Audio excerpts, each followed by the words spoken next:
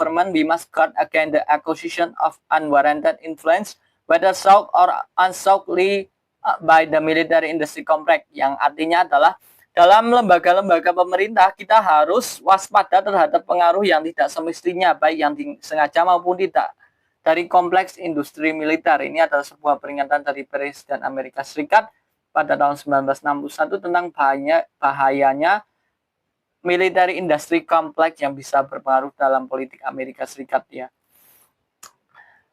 Military industry complex itu adalah gabungan antara militer, industri senjata, dan pemerintah yang saling menguntungkan. Dikhawatirkan dapat mendorong keterlibatan Amerika dalam perang demi keuntungan industri, menggerogoti demokrasi dan keseimbangan kekuasaan ya.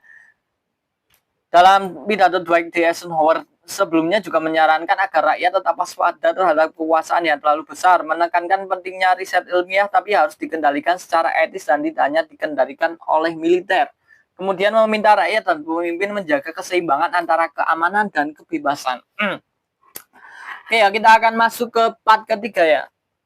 Bagaimana politik di Amerika Serikat mendukung perang ya. Ini adalah sesuatu yang agak mendalam lagi ya berkaitan dengan kenapa politik Amerika Serikat mendukung perang ya. Military industry complex tidak memperdulikan hasil akhir kemenangan, karena jika perang terus berlanjut, keuntungan penjualan senjata terus naik ya. Itulah sebabnya Amerika Serikat itu sangat betah lama-lama di Afghanistan, dan mereka juga lama ya agak betah juga mengikuti perang di Ukraina karena penjualan senjatanya itu fantastis ya, termasuk akibat dari perang antara Gaza melawan IDF juga meningkatkan penjualan senjata itu cukup tinggi ya. Antara perang Ukraina dan perang di Gaza itu sangat menguntungkan industri senjata ya. Kemudian kita akan masuk ya. Politik Amerika Serikat sangat berperan dalam mendukung perang baik secara militer, ekonomi maupun ideologis. Berikut penjelasan singkat dan sistematisnya ya.